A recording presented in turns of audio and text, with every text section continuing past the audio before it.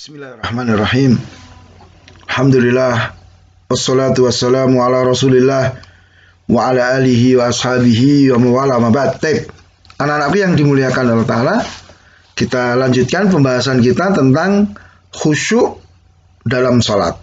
Ya, kita sudah terangkan di akhir pertemuan yang lalu bahwa khusyuk itu artinya tidak tersibukkannya hati dengan sesuatu selain sholat. Jadi ketika kita sholat itu apa? Hati kita itu tidak mikir yang lain, ya, di luar perkara sholat. Jadi kita hanya konsentrasi, fokus dengan sholat. Tidak mikir, waduh tadi menunya apa, waduh nanti aku mau main dengan temanku, waduh aku pengen yang lainnya, enggak mikir ke situ. Kemudian khusyuk yang kedua adalah apa? Hadirnya hati pada apa yang dibaca. Ketika kita sholat, kan kita ada bacaan-bacaan kan? Subhana rabbiyal azim, subhana rabbiyal a'la. Atau bahkan ketika kita sholat sendirian, kita membaca Al-Fatihah, ya, bacaan takbiratul ihram, Allahu Akbar. Hadirkan hati bahwa Allah adalah yang maha besar, ya. Atau ketika misalnya kita makmum, imam membaca jahar, ya, hadirkan hati ketika mendengar bacaan imam. Demikian juga hadirnya hati pada apa yang dikerjakan dalam sholat. Ketika ruku, ketika sujud misalnya, ya, kita hadirkan bahwa kita itu rendah di hadapan Allah Ta'ala. Ya, itu makna khusyuk yang kemarin sudah kita bahas ayatnya juga di Al-Mu'minun ayat 1 dan ayat 2. Kemudian hal-hal yang bisa membantu untuk bisa meraih kekhusyukan dalam sholat. Ya, yang pertama adalah cinta kepada Allah, mengagungkan Allah, berharap dan takut kepada Allah. Jadi ketika kita sholat dalam keadaan hati kita dipenuhi dengan kecintaan, pengagungan, berharap dan takut kepada Allah, mesti kita bisa fokus. Ya. Orang kalau sedang dilanda ketakutan, dia nggak mikir yang lainnya kok. Demikian pula ketika dia berhadapan dengan sesuatu yang dia cintai, dia nggak mikir yang lainnya. Coba, seperti kebanyakan anak-anak itu kalau nge-game misalnya, ya kan? Karena seneng dengan game, dipanggil sama ibunya dan sebagainya itu udah nggak denger. Dia khusyuk dengan gamenya gitu loh.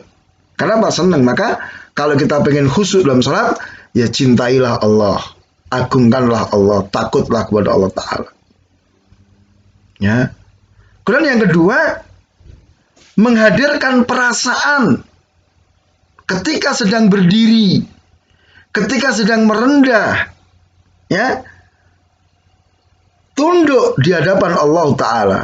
Yaitu apa? Ketika kita berdiri, ketika kita sholat, kita berdiri sedang menghadap Allah Ta'ala. Rasakan itu bahwa kita sedang berhadapan dengan Allah. Ketika kita ruku, ketika kita sujud, kita ini merendah kepada Allah Ta'ala. Dan itu tidak mungkin dilakukan oleh seseorang kepada selain Allah. Kan tidak ada kan orang itu dibayar berapapun, ayo kamu sujud kepada aku. Biasanya nggak mau. Karena itu puncak dari kerendahan adalah sujud. Hadirkan rasamu. Kemudian yang ketiga, supaya lebih khusyuk apa? Hadir lebih awal menuju sholat. Ya, bab nanti kalau menunda-nunda, akhirnya apa? Begitu masuk sholat masih teringat perkara-perkara yang tadi ditinggalkan. Tapi begitu azan kita segera ke masjid, maka Allah akan jadikan kita tidak ingat lagi dengan perkara-perkara selain sholat. Ya, silakan hadir lebih awal menuju sholat, segera. Kemudian yang ketiga, berjalan menuju sholat dengan tenang dan khidmat. Jadi tidak perlu berlari-lari, ya, nggak perlu geruduk-geruduk, kejar-kejaran, tidak perlu. Jalan aja dengan tenang.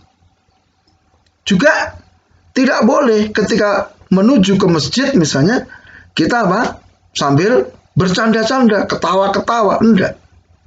Ya, Ali bin Abi Thalib radhiyallahu anhu ketika mengambil air wudhu untuk sholat, mukanya tuh berubah menjadi pucat seperti mayat. Ditanya sama seseorang, kenapa engkau berubah?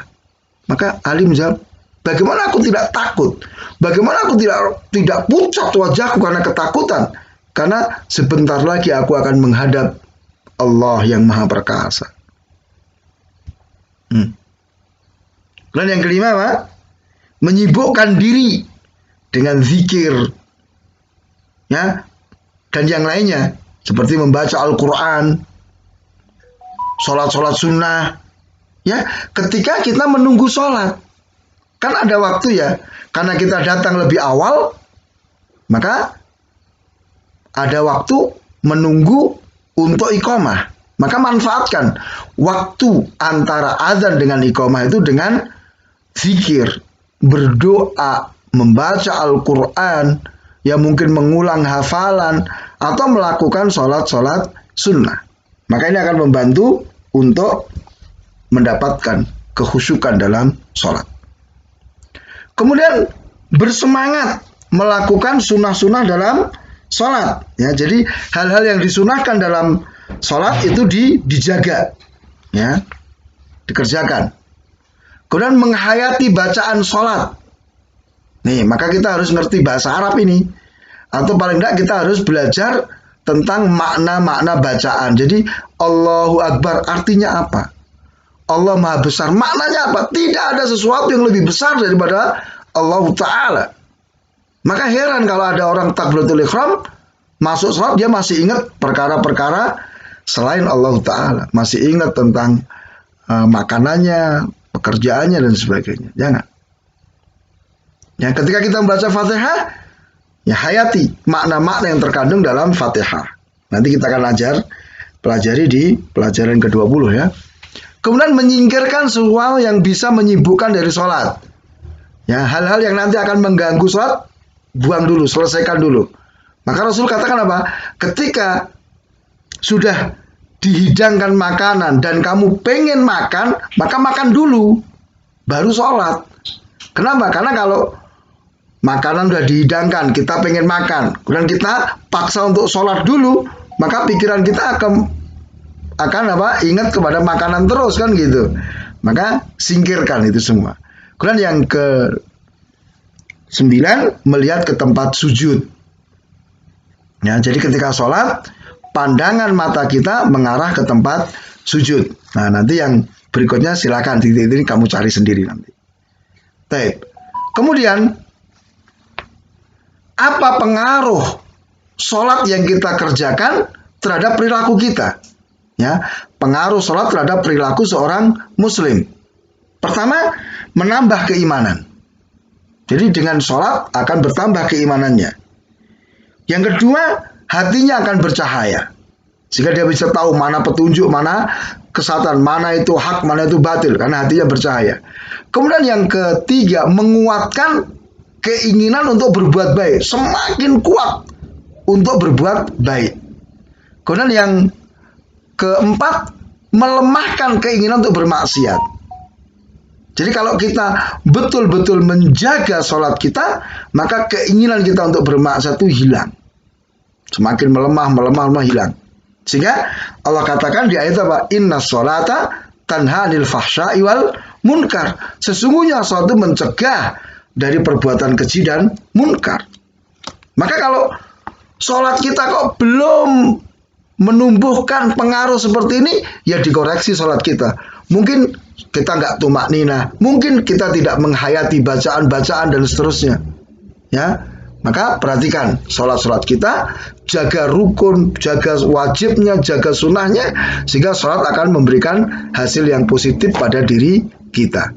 Demikian, subhanakallahumma wa bihamdika, asyhadu an la ilaha illa anta astaghfiruka wa atubu ilaik. Wassalamualaikum warahmatullahi wabarakatuh.